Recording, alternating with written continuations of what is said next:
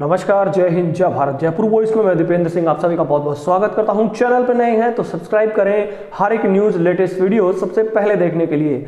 आज हम बात करते हैं पृथ्वीराज चौहान के इतिहास के बारे में, और इतिहास के बारे में भी ऐसी जो बात करेंगे हम जो बहुत कम लोगों को शायद पता हो, क्योंकि पृथ्वीराज चौहान वो महान राजपूत सम्राट हैं जिन्होंने राजपूताना के गौरव को गौरवान्वित किया है और उनकी वीरता शूरवीरता की कहानियां अमर हैं। पृथ्वीराज चौहान जिस तरीके से शब्द भेदी बाण के ज्ञाता थे, उस बारे में बहुत से लोगों को पता नहीं है कि उनको ये विद्या कहां से मिली। इतिहास में बहुत सारी बातें हैं, कोई कुछ कहता है, कोई कुछ कहता है, लेकिन इसके अंदर जो सबसे बड़ी बात है जो ये कही जाती है कि पृथ्वीराज चौहान को कैसे ये शब्द भेदी बाण की जो विद्या है वो प्राप्त हुई। कहा जाता है जब तराइन का युद्ध हुआ था उसके बाद में पृथ्वीराज चौहान जब जंगलों में चले गए थे, और उसके बाद में जब वहां पर एक मंदिर था, वहां पर वो डेली भगवान शिव की पूजा करने जाते थे। और कहा यह जाता है कि भगवान शिव की पूजा करने वहां पर अश्वत्थामा भी आते थे।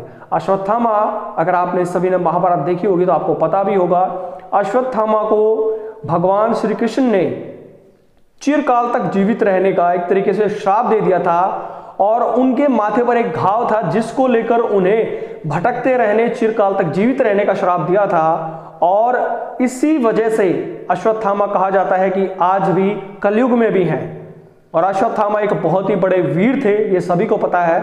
और अश्वत्थामा ने जो किया था युद्ध में, उसकी वजह से श्री कृष्ण ने उन्हें श्राप दिया था।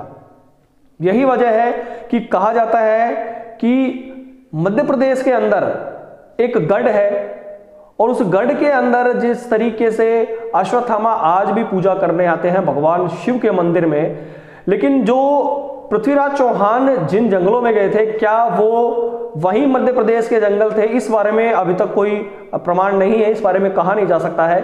लेकिन कहा यही जाता है कि पृथ्वीराज चौहान जहां पर भगवान शिव की पूजा करने जाते थे, उनसे पहले एक दिन क्या हुआ कि एक व्यक्ति उनसे पहले वहां पर पूजा करने पहुंच गया, और उस व्यक्ति ने जिस तरीके से उनसे पहले जाकर पूजा करी तो उन्होंने पूछा कि आप कौन हो, यानी कि पृथ्वीराज ने पूछा उनसे कि आप कौन हो, तो उन्होंने पहचान तो बताई नहीं। उनके सर पर जो घाव देखा पृथ्वीराज चौहान ने, तो पृथ्वीराज चौहान आप ये मान लीजिए कि औषधियों का काफी ज्ञान रखते थे और उन्हें पता था औषधियों के बारे में, तो उन्होंने 7 दिन तक उनका इलाज किया। लेकिन 7 दिन के बाद भी कोई फर्क नहीं पड़ा उनके घाव में जो उनके माथे पे था। यही पृथ्वीराज को शक हुआ, और सम्राट पृथ्वीराज चौहान ने उनसे पूछा कि क्या आप अश्वत्थामा है, तो उन्होंने कहा कि हाँ अश्वत्थामा हूं। ये देखकर उन्होंने जो उनके दर्शन किए तो उन्होंने उनसे वरदान मांगा। उस वरदान में शब्द भेदी बाण का वरदान उन्हें मिला। तो कहा यही जाता है पौराणिक कथाओं में, इतिहास में ज्यादातर कि ये जो विद्या है उनको अश्वत्थामा से मिली है। अब इस बारे में कितनी सच्चाई है कहा यही जाता है। और अब जिस तरीके से पृथ्वीराज चौहान ने गौरी को शब्द भेदी बाण से मारा था, जो उनके बचपन के मित्र और राजकवि चंद्रप्रदायी हैं, उन्होंने वहां पर वो जब पहुंचे थे, कहा जाता है कि गौरी धोखे से कैद करके सम्राट पृथ्वीराज चौहान को वहां ले गया था, और उनकी आंखें उसने जिस तरीके से खराब कर दी थी। तो फिर चंद्रप्रदायी ने वहां पर गौरी के सामने ये बात कही कि पृथ्वीराज चौहान को शब्द भेदी बाण चलाना आता है।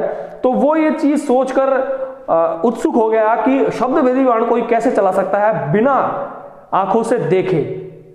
इसी बात का चंद्रप्रदायी ने फायदा उठाया और सम्राट पृथ्वीराज चौहान के पास जाकर जो उन्होंने बात बोली थी, 4 बांस 24 गज अंगुल अष्ट प्रमाण, ता ऊपर सुल्तान है मत चूके चौहान।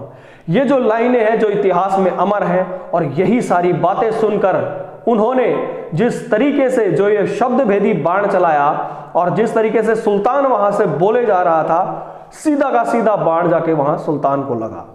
और यही कहा जाता है कि उस शब्द भेदी बाण से सुल्तान गौरी की मौत हो गई।